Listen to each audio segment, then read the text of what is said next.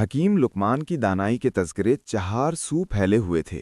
ان کا مطلب محض دوا دارو کی جگہ نہ تھی، بلکہ وہاں زندگی کے اسرار و رموز بھی سکھائے جاتے تھے۔ ایک دوپہر جب سورج اپنی پوری آبوتاب سے چمک رہا تھا، حکیم صاحب اپنے شاگردوں کو جڑی بوٹیوں کی تاثیر سمجھا رہے تھے۔ اچانک دور سے اڑتی ہوئی دھول نے کسی بڑی سواری کی آمد کا پتہ دیا۔ چند لمحوں بعد ایک عالیشان گھوڑا مطب کے سامنے رکا، جس پر بغداد کا سب سے امیر تاجر سوار تھا۔ یہ تاجر اپنی دولت اور شاہانہ دسترخوان کی وجہ سے مشہور تھا، لیکن آج اس کی شان و شوکت کہیں کھو گئی تھی۔ وہ گھوڑے سے اترا تو اس کا قدم لڑکھلا رہا تھا۔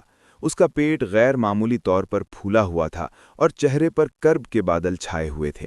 وہ ہانپتا ہوا حکیم صاحب کے قریب پہنچا اور بغیر کچھ کہے ایک طرف بیٹھ کر لمبی لمبی سانسیں لینے لگا۔ اس کی حالت دیکھ کر لگ رہا تھا کہ اسے سانس لینے میں بھی شدید دشواری ہو رہی ہے۔ کچھ دیر بعد جب وہ بولنے کے قابل ہوا تو اس کی آواز میں بے بسی تھی۔ اے دانائے وقت، میں اپنی تمام دولت آپ کے قدموں میں ڈھیر کرنے کے لیے تیار ہوں، بس مجھے اس عذاب سے نجات دلا دیجیے۔ میرا معدہ میرے لیے ایک قید خانہ بن گیا ہے۔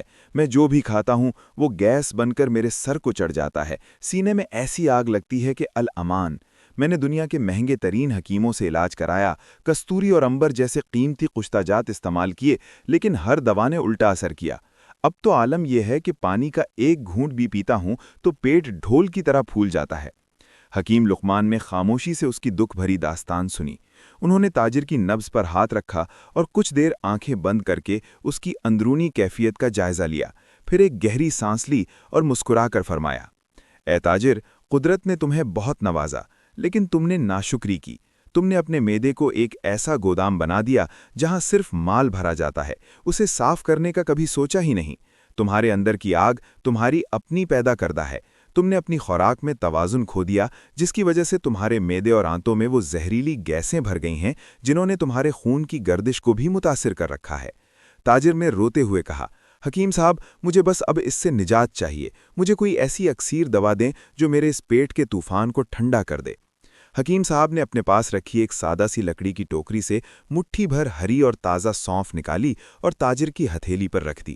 تاجر حیرت سے دیکھنے لگا اور بولا، کیا یہ معمولی سی سونف میرا علاج کرے گی؟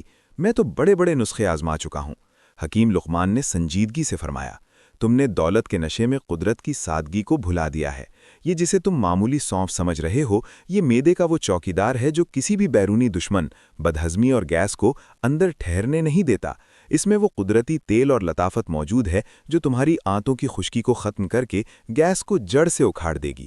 انہوں نے تاجر کو ہدایت کی کہ وہ آج سے تمام ثقیل اور چٹپٹے کھانے ترک کر دے اور صرف اس سونف کا استعمال کرے۔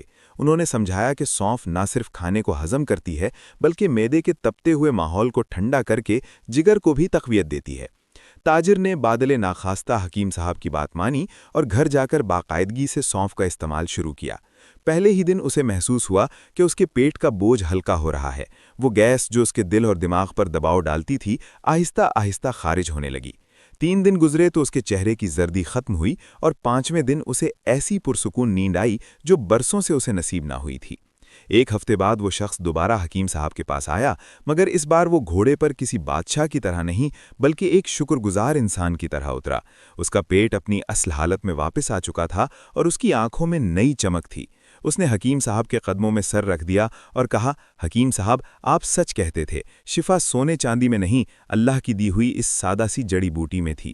میری برسوں کی تکلیف اس چند پیسوں کی سونف نے ختم کر دی۔ نتیجہ اس قصے کا لب لباب یہ ہے کہ انسانی صحت کا دار و مدار سادگی اور اعتدال پر ہے۔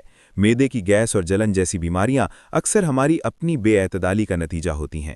سونف ایک ایسی عظیم نعمت ہے جو معدے کو صاف رکھتی ہے، گیس کو ختم کرتی ہے اور نظام ہضم کو نئی زندگی بخشتی ہے۔